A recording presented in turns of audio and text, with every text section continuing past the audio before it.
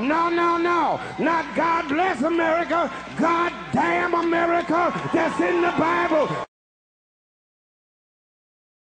Prior to Abraham Lincoln, the government in this country said it was legal to hold Africans in slavery in perpetuity. Perpetuity is one of the University of Chicago words. That means forever. From now on. When Lincoln got in office, the government changed. Prior to the passing of the 13th, 14th, and 15th Amendments to the Constitution, the government defined Africans as slaves, as property, people with no rights to be respected by any whites anywhere. The Supreme Court of the government, same court, granddaddy court of the one that stole the 2000 election, Supreme Court said in its Dred Scott decision in the 1850s, no African anywhere in this country has any rights that any white person has to respect at any place, anytime. That was the government's official position, backed up by the Supreme Court, that's the judiciary, backed up by the executive branch, that's the president, backed up by the legislative branch, and enforced by the military of the government. But I stopped by to tell you tonight that governments change. Prior to Harry Truman's government, the military in this country was segregated. But governments changed prior to the civil rights and equal accommodations laws of the government in this country. There was back segregation by the country, legal discrimination by the government, prohibited blacks from voting by the government. You had to eat in separate places by the government. You had to sit in different places from white folk because the government said so. And you had to be buried in a separate cemetery. It was apartheid American style from the cradle to the grave, all because the government backed it up. But guess what? Governments changed. Under Bill Clinton, we got a messed up welfare to work bill, but under Clinton, blacks had an intelligent friend in the Oval Office. Oh, but governments changed.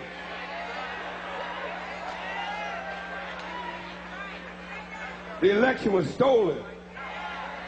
We went from an intelligent friend to a dumb Dixiecrat, a rich Republican who has never held a job in his life, is against affirmative action, against education, I guess he is, against health care, against benefits for his own military, and gives tax breaks to the wealthiest contributors to his campaign. Governments change, sometimes for the good and sometimes for the bad. But I'm fitting to help you again. Turn back and say, he's fitting to help us again. Where governments change, write this down, Malachi 3:6. Malachi 3:6, thus saith the Lord. Repeat it after me. For I am the Lord, and I change not. That's the King James Version. The New Revised says, for I, the Lord, do not change. In other words, where governments change, God does not change. God is the same yesterday, today, and forevermore. That's what his name I am means, you know. He does not change. There is no shadow of turning in God. One songwriter puts it this way, as thou hast been, thou forever wilt be. Thou changest not. Thy compassions, they fail not. Great is thy faithfulness, Lord, unto me. God does not change. God was against slavery on yesterday, and God, who does not change, is still against slavery today. God was a God of love yesterday, and God, who does not change, is still a God of love today. God was a God of justice on yesterday, and God, who does not change, is still a God of justice today. Turn to your neighbor and say, God does not change. Where governments lie, God does not lie. Where governments change, God does not change. And I'm through now. But let me leave you with one more thing. Governments fail. The government in this text, comprised of Caesar, Quirinius, Pontius Pilate, Pontius Pilate. The Roman government failed. The British government used to rule from east to west. The British government had a Union Jack. She colonized Kenya, Ghana, Nigeria, Jamaica, Barbados, Trinidad, and Hong Kong. Her navies ruled the 7 seas all the way down to the tip of Argentina in the Falklands. But the British government failed. The Russian government failed. The Japanese government failed. The German government failed. And the United States of America government, when it came to treating her citizens of Indian descent fairly, she failed.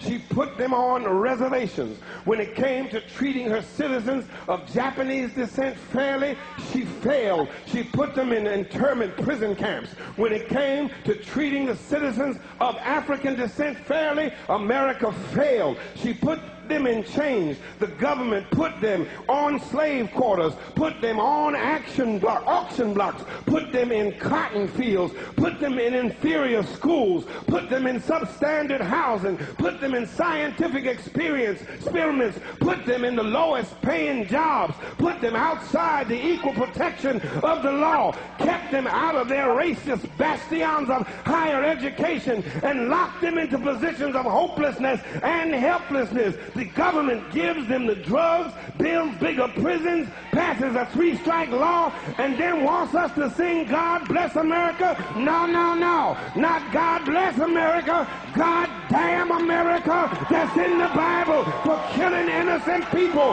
God damn America for treating her citizens as less than human. God damn America as long as she tries to act like she is God and she is supreme. The United States government has failed the vast majority of her citizens of African descent.